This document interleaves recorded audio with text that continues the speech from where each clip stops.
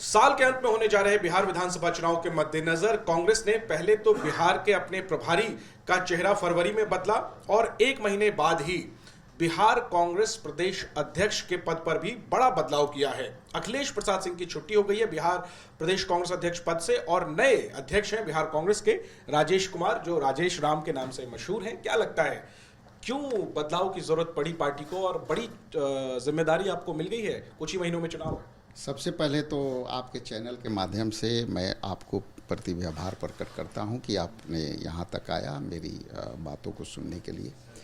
दूसरा कि मैं अपने न्याय योद्धा राहुल गांधी जी के प्रति आभार प्रकट करता हूं, धन्यवाद प्रकट करता हूं। मल्लिकार्जुन खड़गे साहब, केसी वेणुगोपाल जी, हमारे प्रभारी कृष्णा अलवेरू जी, सुशील पासी जी, प्रियंका जी, राहुल जी के प्रति आभार प्रकट करता हूं कि एक दलित समाज से आए हुए व्यक्ति जो मैं समान कार्यकर्ता की तरह हूं और दूसरे पीढ़ी के कांग्रेसी हूं, उनको उन्होंने मौका दिया।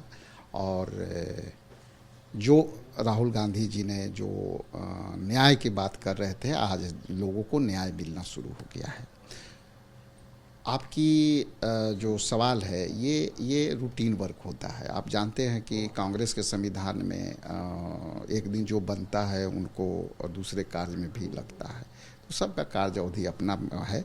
लेकिन जो अभी का समय है, देखने वाली बात यह है कि अभी का समय जो हम लोगों के लिए थोड़ा सा क्रूशियल है।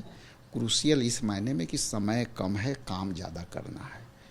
और हमें पूरा विश्वास है कि तमाम कांग्रेस जन के साथ मिल करके, साथ ले करके हम इसको चुनौती को पार कर लेंगे। लेकिन पहले जिस तरह प्रभारी बदले गए, उसके बाद अब प्रदेश अध्यक्ष बदले गए, ऐसा लग रहा है, चर्चा है कि बिहार में कांग्रेस कुछ बड़ा करने जा रही है। क्या कुछ नया प्रयोग आप लोग करने जा रहे हैं? जो इतने सालों से आरजेडी के साथ आपका गठबंधन है, उसी के तहत चुनाव लड़ेंगे, या आपके मन में है कि अब कांग्रेस को अपनी ताकत आजमानी चाहिए और सभी सीटों पर चुनाव लड़ना चाहिए, एक नए गठबंधन के तहत चुनाव लड़ना चाहिए? क्या रणनीति रहेगी बिहार विधानसभा चुनाव के मद्देनजर नए प्रदेश अध्यक्ष? देखिए, ऐसा है कि मैं दो बातों पे बताना चाहूँगा कि देखिए, जैसा कि आपने कहा कि ये नया बदलाव है, नहीं, आप देखेंगे तो हर 3 साल पर हमारा संविधान ये अधिकार देता है कांग्रेस पार्टी का कि 3 साल में अध्यक्ष बदले जाते हैं, तो ये नया नहीं है।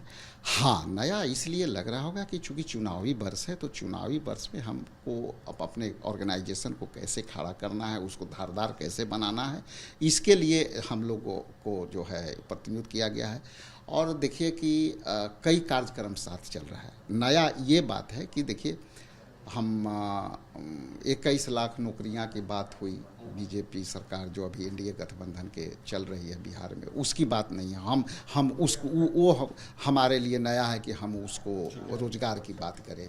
हमारे लिए जो है, जो जितना ऑर्गेनाइजेशन है, ऑर्गेनाइजेशन के सारे बच्चों को, सारे कार्यकर्ताओं नेताओं के साथ मिला करके उसको कैसे बूस्टअप करें, वो हमारे लिए महत्वपूर्ण। नहीं, सवाल हम ये पूछ रहे थे कि आरजेडी के साथ ही गठबंधन में चुनाव लड़ेंगे या कुछ नया इस बार प्रयोग देखने को मिलेगा? देखिए, ये जो आपका सवाल है, अपने आप में जो सवाल बड़ी है, और ये हमारे केंद्रीय नेतृत्व इस सब सारे निर्णय लेते हैं। केंद्रीय नेतृत्व का जो फैसला होगा, सामने वाले बैठ करके अपना तय करेंगे, उसी के अलावा उसके लिए मतलब। राजेश जी, क्या ये अभी तय नहीं है? ये अभी तय नहीं है केंद्रीय नेतृत्व की तरफ से कि आरजेडी के साथ ही चुनाव लड़ना है? देखिए, ये विषय अभी नहीं है। अभी विषय ये है कि वर्तमान में जो हमको समय मिला है, उसको कैसे सदुपयोग कर करके पार्टी के ऑर्गेनाइजेशन को और चुस्त दुरुस्त करें। ठीक है, अभी कुछ 2-4 दिनों पहले एक यात्रा शुरू हुई है युवा कांग्रेस और एनएसयूआई की तरफ से।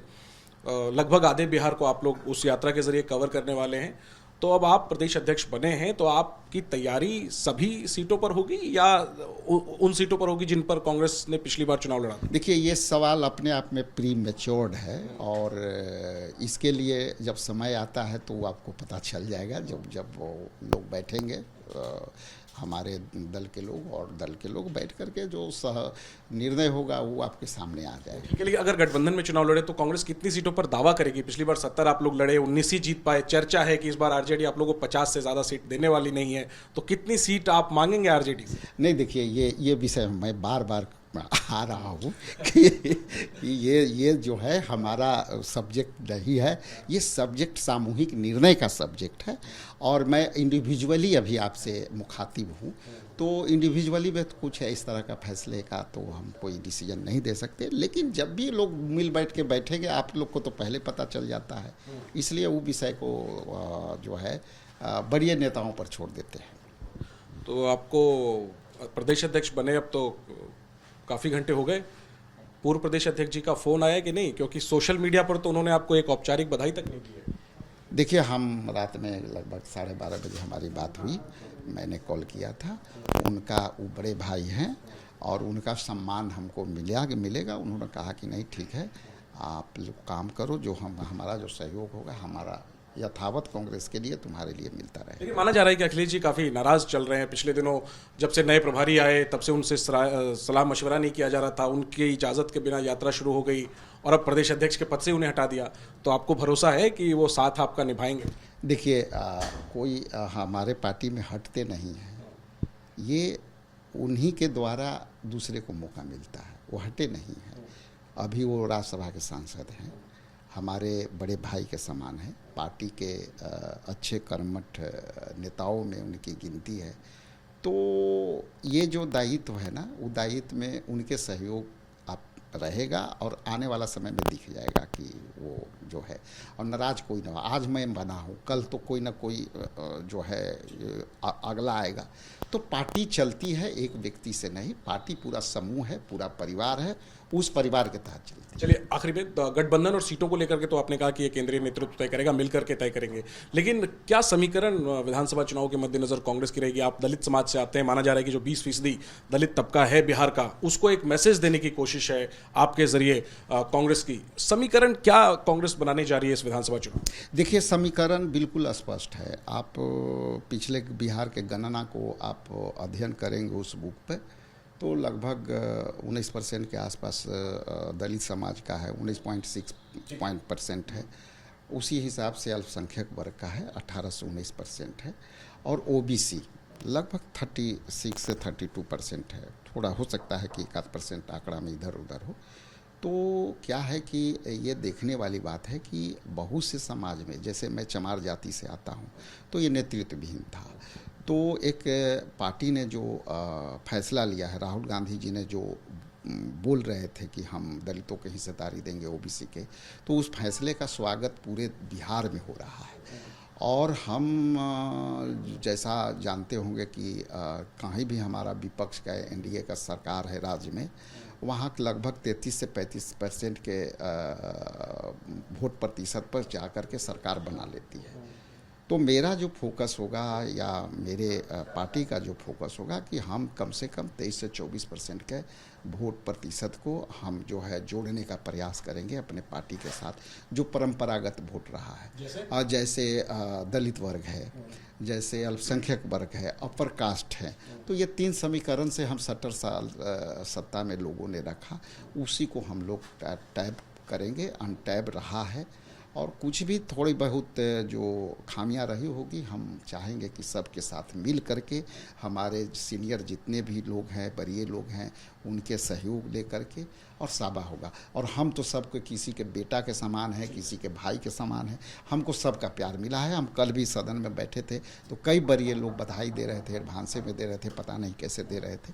लेकिन आप आने वाला समय में आप देखिएगा कि पार्टी किस तरह से धारदार। आपको किसने खबर किया कि दिल्ली आ जाइए और जिम्मेदारी दे रहे हैं? कल मुझे मतलब हाउस में था, मेरा डिबेट था कल पार्टी का, तो हमारे प्रभारी जी ने बड़ा कंफर्टेबली कहा कि आप क्या, आपसे हमसे बात है, देखिए उनकी सरलता, क्या हम बात अभी आपसे हो जाएगी? तो कहा कि सर बिल्कुल सर, मैं हाउस के अंदर हूँ, 2 सेकंड में बाहर होता हूँ। उन्होंने कहा कि क्या आप यहाँ आ सकते हैं? हम के लिए आदेश करो, हम आ जाएंगे। तो बस आ गए और बाद में देखा कि इस तरह का हो गई।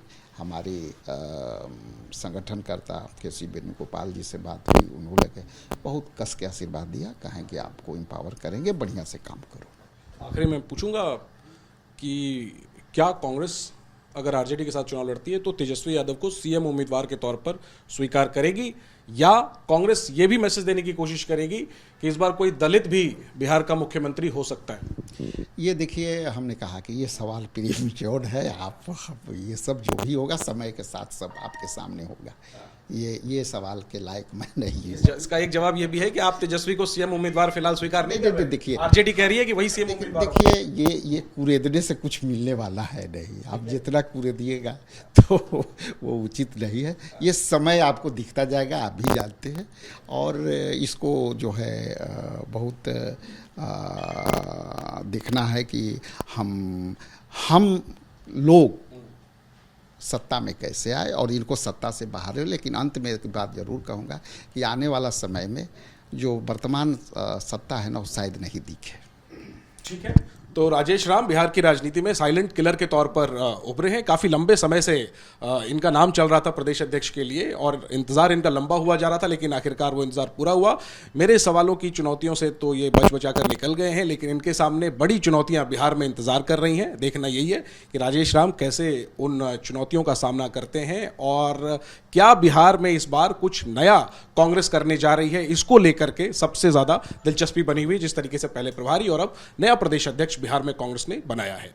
कैमरा पर्सन निखिल रस्तोगी के साथ जैनेंद्र, एबीपी न्यूज़, दिल्ली।